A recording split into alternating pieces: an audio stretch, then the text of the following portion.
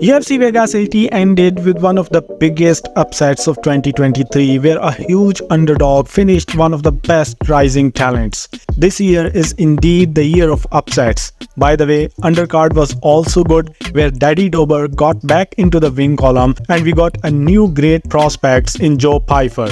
But what's next for these biggest winners and losers of UFC Vegas 80? Let's find out. I'm the guy with the Indian accent and you are on Fight Book.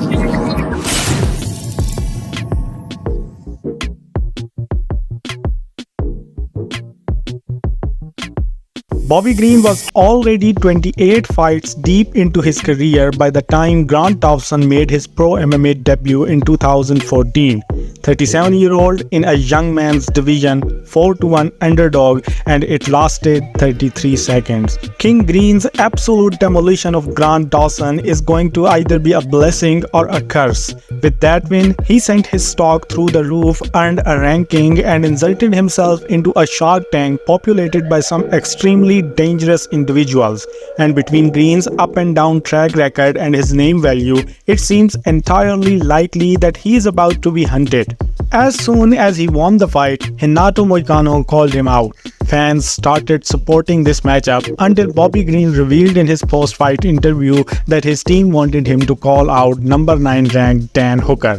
When Dan Hooker heard it, he also liked the fight, and as Green mentioned that he wants to fight in December, Dan Hooker agreed with Green's timeline as well.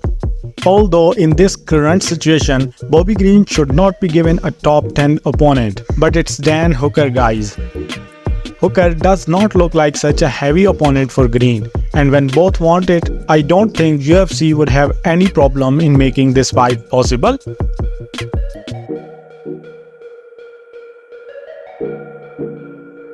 Poor Dawson got his first main event after remaining unbeaten in his 9 UFC fights.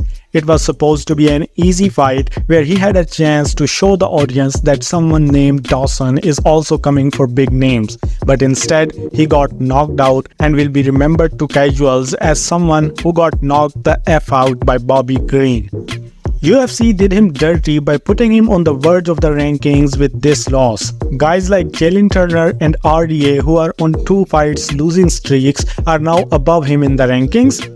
This is the reason why ranked fighters do not accept unranked fights, because the win over an unranked fighter doesn't give them much, but the loss to an unranked fighter can ruin their career. Now in this position, the best matchup for him in the division is Drew Dober, who also won his fight in the same card. Dober has won 4 of his last 5 fights and lost his rankings with the same mistake as Dawson when he fought unranked Favola and could not win.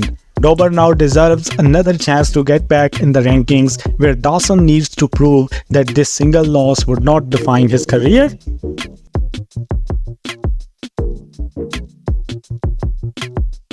Joe Pyfer emerges as the new threat for unranked middleweights, proving that he is the real deal.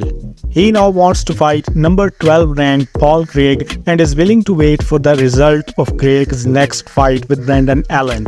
But as of now, there are still fighters like Roman Kopylov and Jun Yong Park who are on 4-fight win streaks and still unranked, so he may also have to fight one more time before getting a ranked opponent. And if Paul Craig wins his fight, there is no way he gives a chance to unranked Pyfer. The best fight for him at this point of his career is Gregory Rodriguez. Robocop Rodriguez is unranked just like him and holds a reputation of a finisher just like him. So I don't think there could be a better matchup of 2 awesome unranked middleweight prospects who are hungry to get a number with their names.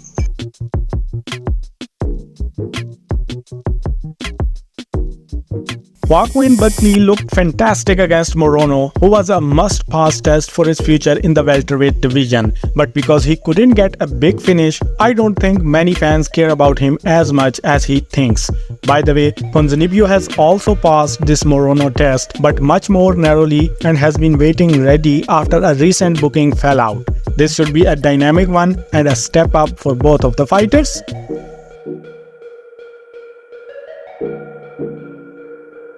Karolina something was on the verge of being cut from the UFC with 5 straight losses, but then she got back in the win column and now climbing up the rankings with her 4-fight win streak. She has been moved up in the rankings to number 14, so if she is running towards the title again, then there is no need of fighting unranked girls anymore. Number 12 ranked Angela Hill has a fight booked with Denise Gomez for the first card of November.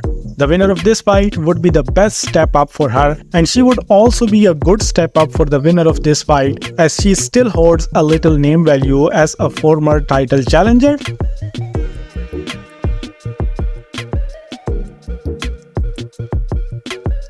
Vanessa Demopoulos pulled a unanimous decision win out of the fire against Kanako Murata with some surprisingly decent scorecards that seem to really prioritize damage over control. Now she is up 4 of her last 5, and in her next match, it will be interesting to see what she can do against a former surging prospect in Yasmin Horici. Horici was unbeaten in her first 10 MMA fights and suffered her first loss against Denise Gomez in her 3rd UFC fight. So this fight will prove to be a good test for both of the fighters.